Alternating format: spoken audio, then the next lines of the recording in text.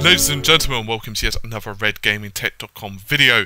This one we're going to be talking to you about the best gaming CPUs for your cash. Now we're going to have various different price points, $100 all the way up. Now I'm going to be using dollars mostly on this, although the odd one I may give the odd British pound. Why dollars? Because it's just kind of easier for most sites, but feel free to, do some comparisons. They're not going to be that much different, to be honest. So you've got the Athlon 2 X4 and 640 and the Phenom 2 X4 965, both from AMD, both for quad cores and so on. Quite honestly, there's only $20 in this proverbial race. Personally, if it were me, I'd go with the Phenom. It's faster, you get better performance, runs higher, and you've got more cache and so on. Next one would be the 130 kind of range.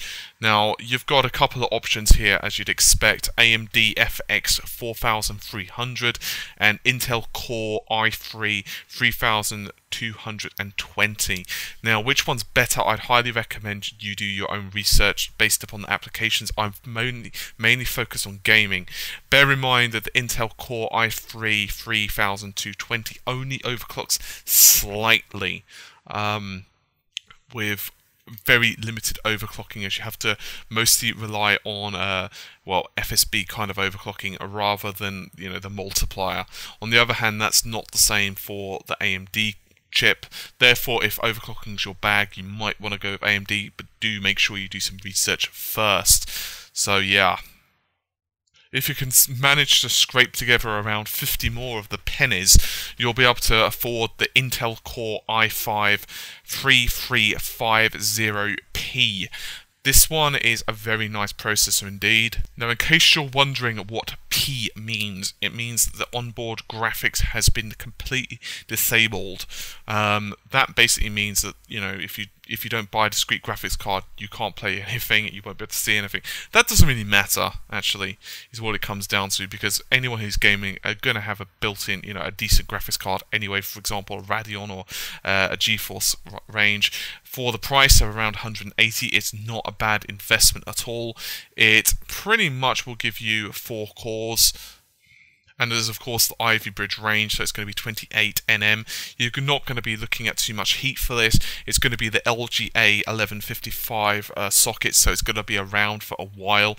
Just like, of course, the i3 one I mentioned earlier as well. So now, let's assume you've got a little bit more cash. What would you buy if you had around 230? The answer, my friends, would be the Intel Core i5 3570K. The K is an extremely important suffix.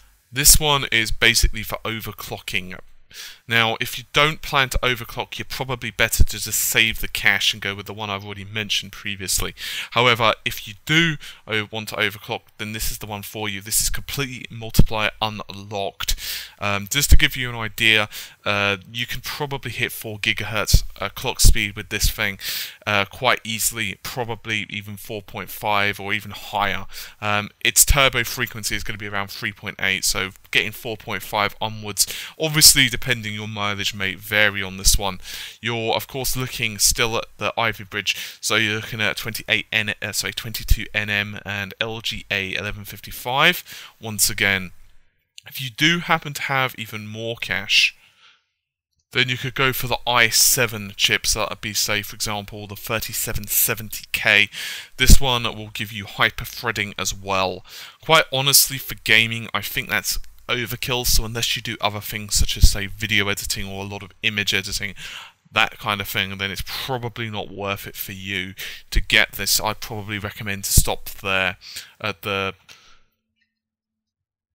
3570K, and that should just about do it. Now, I'm pretty darn tired, as I seem to always be when I'm doing videos recently.